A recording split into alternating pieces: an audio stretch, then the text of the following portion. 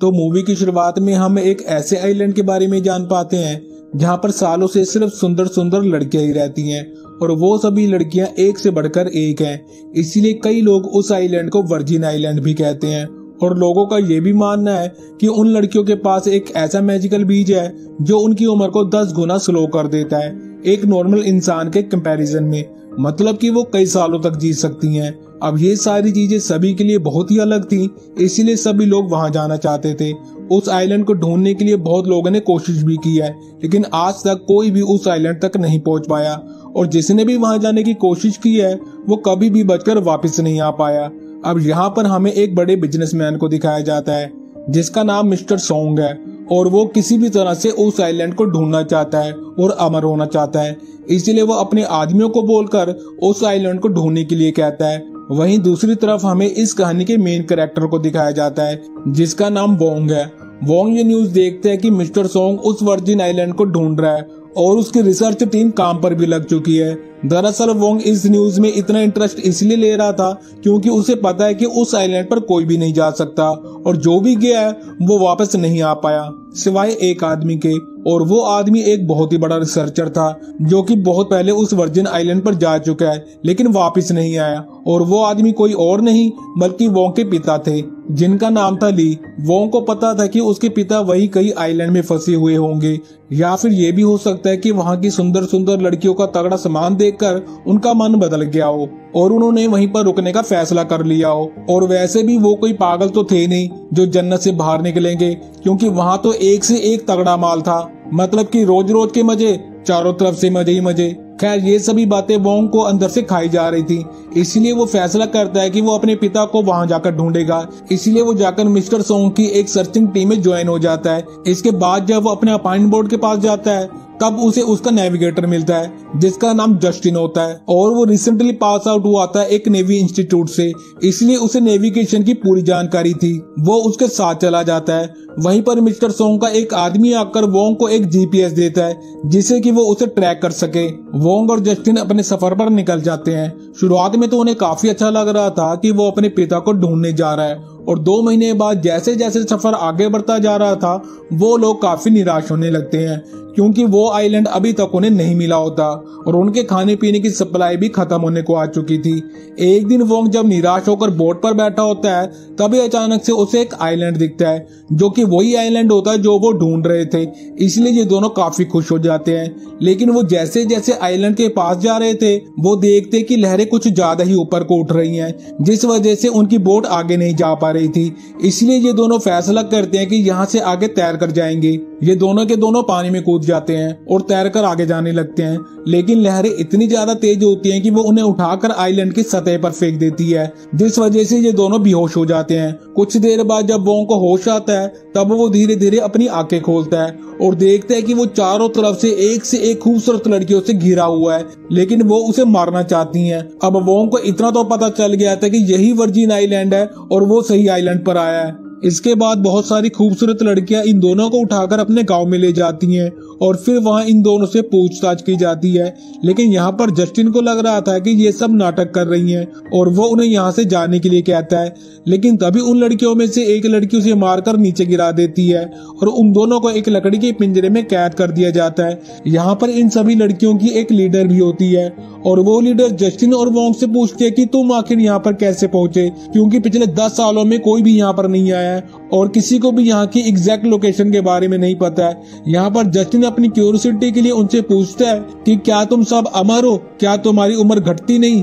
दरअसल यहाँ पर ये सभी लड़कियां पिछले 100 सालों से रह रही हैं और अभी भी जवान हैं। इसके बाद रात हो जाती है और जस्टिन अपना चाकू निकालकर उस लकड़ी के पिंजरे को काटने लगता है जिससे कि वो दोनों बाहर निकल जाते हैं और वो दोनों एक जंगल में पहुंचकर वहां से बाहर निकलने का प्लान बनाते हैं। जस्टिन निकल जाता है यहाँ से बाहर निकलने का रास्ता ढूंढने के लिए। वो जंगल में काफी अंदर तक चला जाता है। दरअसल उसे पता ही नहीं होता कि जंगल के अंदर ही असली खतरा है, क्योंकि उन सभी लड़कियों ने जंगल के अंदर जाल बिछाए हुए थे। जस्टिन जैसे ही अंदर जाता है वो वैसे ही एक गड्ढे के अंदर गिर जाता है।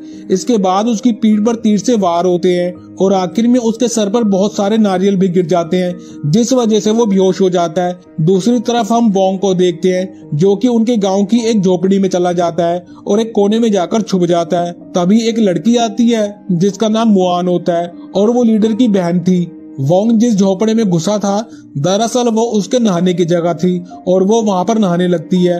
वोंग वहां से जैसे तैसे भी निकलने की कोशिश करता है, लेकिन उसे एक छोटी बच्ची देख लेती है और जोर जोर से चिल्लाने लगती है, जिससे कि सभी लड़कियां इकट्ठा हो जाती हैं और वोंग का पीछा करने लगती हैं। वोंग किसी भी तरीके से बचने की कोशिश कर रहा था, लेकिन वो लड़कियां उसे बेहोश कर देती हैं और फिर उसे अपनी लीडर के पास लेकर जाती हैं। उन सभी को लग रहा होता है कि वोंग जानबूझकर उस झोपड़ी में गया था मुआन को देखने के लिए, इसलिए उन्हें काफी गुस्सा आ रहा होता है।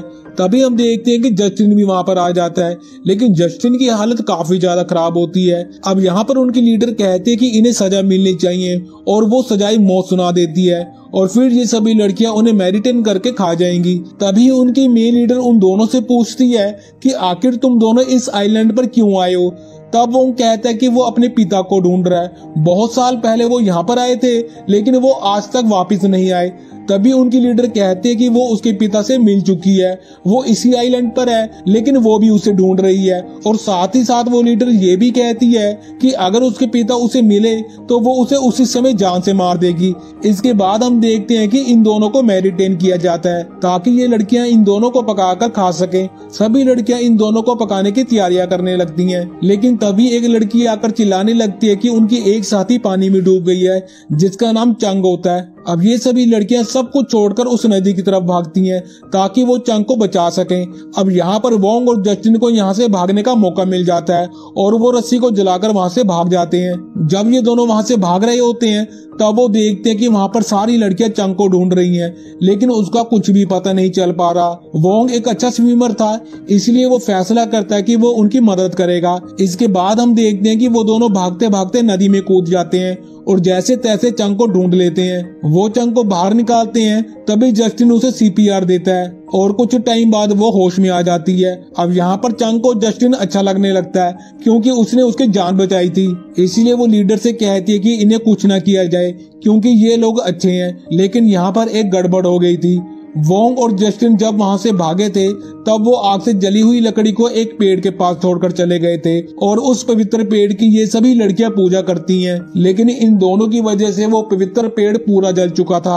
उनकी लीडर उन पर काफी गुस्सा होती है और उन्हें वापस फिर से बंदी बना लेती है और फिर से मौत की सजा सुना देती है। लेकिन चंग बोलती है कि इन्हें ना मारा जाए। लीडर उसकी बात सुनते हुए अपना फैसला बदलती है और कहते हैं कि तुम दोनों को इस पेड़ को दोबारा से हरा भरा करना होगा। इस काम के लिए तुम्हारे पास सिर्फ 3 महीने हैं और अगर इन 3 महीनों में तुम ये नहीं कर पाए तो तुम्हें मार दिया जाएगा।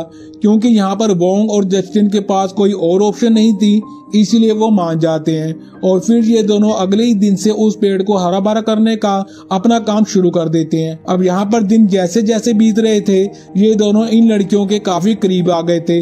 वोंग और जस्टिन अपने यहाँ की टेक्नोलॉजी इस्तेमाल करके उनके लिए शिकार करते थे और उन लड़कियों की सभी परेशानियों में मदद करते थे, जिस वजह से इन दोनों का सभी लड़कियों के साथ काफी अच्छा रिलेशन बन जाता है। अब तो ऐसा लगने लगा था कि वोंग और जस्टिन यहाँ पर रहकर एंजॉय करने लगे हैं और मजे लेने लगे हैं, क्योंकि चारों तरफ से एक से बढ़कर एक खूबसूरत लड़की है, जिस वजह से अब यहाँ रहना इन दोनों को अच्छा लग रहा था। और यार अच्छा तो लगेगा ही, क्योंकि रोज रोज के मजे हैं। खैर यहाँ पर जस्टिन ने चंग की जान बचाई थी, इसीलिए वो उसे पसंद करने लगती है और उसका लेना चाहती है, इसीलिए वो हमेशा जस्टिन के आसपास ही घूमती रहती थी। यहाँ पर एक रात सभी लोग एंजॉय कर रहे होते हैं। जस्टिन तो बहुत सारी लड़कियों से घिरा हुआ होता है, लेकिन वोंग जब एक नजर घुमाता है तभी उसे कोने में अकेली मुआन डांस करती हुई दिखाई देती है। वो तो उसे देखते ही रह जाता है, जैसे कि वो उसे प्यार करने लगा हो। वो मुआन के पास जाता है और उसे बातें करने लगता है, फिर वो उसे एक बीच पर लेकर जाता है। अब यहाँ पर ऐसा लगता है कि वोंग और मुआन के बीच में भी कनेक्शन बनने लग गया है, जो कि आगे चलकर प्यार में बदलने वाला होता है। इसके बाद मुआन वोंग को अपने कबीले की हिस्ट्री के बारे में बताती है। वो कहती है कि बहुत सालों पहले महिलाओं की एक प्रजाति होती थी जिसको विज प्रजाति के नाम से जाना जाता था। और इस प्रजाति की सभी महिलाएं प्रकृति के सबसे करीब रहती थीं, जिससे इनके पास एक यौवन नाम का बीज तैयार करने की क्षमता थी और ये बीज किसी भी इंसान को जवान बनाए रखने की क्षमता रखता था। लेकिन एक दिन इसी बीज को पाने की लालच से कुछ लोगों ने विज जाति की महिलाओं पर हमला कर दिया और इस विज जाति की परंपरा थी कि यौवन नाम के बीज को अपनी आने वाली नई पीढ़ी को देना होता था। इसीलिए जो मेन लीडर होती थी वो मरने से पहले कबीले की सबसे समझदार लड़की को या फिर जिसे अगला लीडर बनाना है उसे वो बीज दे दिया जाता था। और अब जो मेन लीडर है वो वही लड़की है जिसे यौवन बीज दिया गया था और उसने उस समय डर की वजह से यौवन बीज को जमीन में गाड़ दिया था, जिससे कि वो धीरे धीरे एक पेड़ बन गया और उस पेड़ में से बहुत सारे बीज और भी निकले। अब ये सारी बातें सुनकर वोंग को एहसास होता है कि बाकी लोगों को इस बारे में पता नहीं चलना चाहिए। तभी वोंग और जस्टिन फैसला करते हैं कि वो लोग ये GPS तोड़ देंगे ताकि मिस्टर सोंग को इस बारे में पता ना चल सके। लेकिन तोड़ने से कुछ समय पहले ही मिस्टर सोंग ने उनकी लोकेशन को ट्रैक कर लिया था, जिस वजह से मिस्टर सोंग अपने आदमियों के साथ उस आइलैंड पर पहुंच जाता है। वोंग और जस्टिन को इस बात का पता चल गया था, इसलिए वो दोनों जाकर सभी लड़कियों को इन्फॉर्म करते हैं कि उनके आइलैंड पर हमला होने वाला है, उन्हें यहाँ से निकलना पड़ेगा। लेकिन कुछ ही समय में मिस्टर सोंग अपने आदमियों के साथ वहाँ पर आ जाता है। अब वहाँ के बारे में सब कुछ पता लगाने के लिए वो अपने आदमियों को भेजता है, लेकिन वोंग ने उन सभी लड़कियों को पहले ही इन्फॉर्म कर दिया था, इसीलिए वो लड़कियां उन सभी का स्वागत करती हैं और उन सभी को दारू पिला देती हैं, जिससे कि वो सभी के सभी बेहोश हो जाते हैं। लेकिन कुछ समय बाद मिस्टर सोंग अपने बाकी आदमियों के साथ खुद ही वहाँ पर आ जाता है और जब जस्टिन और वोंग उसे मिलते हैं तब मिस्टर सोंग उन पर भी भरोसा नहीं करता और उनके गांव में आकर सभी लड़कियों को बंदी बना लेता है। अब यहाँ पर मिस्टर सोंग उन सभी लड़कियों से उस यौवन बीज की मांग करता है जिससे कि वो अमर हो सके, पर तभी उनकी मेन लीडर उसे डिस्ट्रैक्ट करने की कोशिश करती है और उन्हें जंगल के बीच ले जाती है। अब यहाँ पर चंग मिस्टर सोंग के एक आदमी को मार देती है, जिस वजह से सभी जंगल में बिखर जाते हैं। मिस्टर सोंग वोंग के साथ होता है और उसने वोंग की बॉडी पर टाइम बॉम्ब लगा दिया था,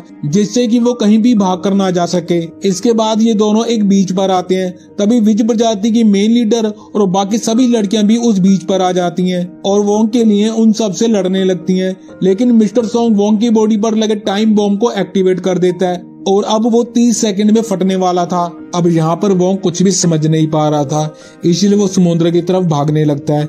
दरअसल उसे पता था कि अगर वो वहां पर रहा तो वहां पर खड़ी बेकसूर सभी लड़कियां भी मारी जाएंगी, इसलिए वो अपनी खुद की जान की परवाह किए बिना उन्हें बचाना चाहता था। यहाँ पर वोंग को समझ में आ जाता है कि उसके पिता ने भी अपनी जान देकर प्रकृति और जीवन के बीच संतुलन बनाए रखने के लिए कबीले की सभी लड़कियों को बचाया था। तभी हम देखते हैं कि बॉम्ब ब्लास्ट हो जाता है। अब ये देखकर मुआन जोर से चिल्लाती है और बाकी खड़ी सभी लड़कियां वोंग के इस बलिदान की वजह से रोने लगती हैं। अब यहीं पर सीन कट हो जाता है और अगले सीन में हम देखते हैं कि वोंग अभी भी जिंदा है। दरअसल कबीले की मेन लीडर ने वोंग और जस्टिन को पहचान लिया था कि ये दोनों एक अच्छे इंसान हैं, इसलिए मेन लीडर ने उन्हें यौवन बीज खिला दिया था और साथ ही साथ समुद्र की जादुई ताकत ने भी वोंग के इस निस्वार्थ बलिदान के लिए उसकी सहायता की, जिससे कि वोंग बच गया। और इसी के साथ ये प्यारी सी कहानी यहीं पर खत्म हो जाती है।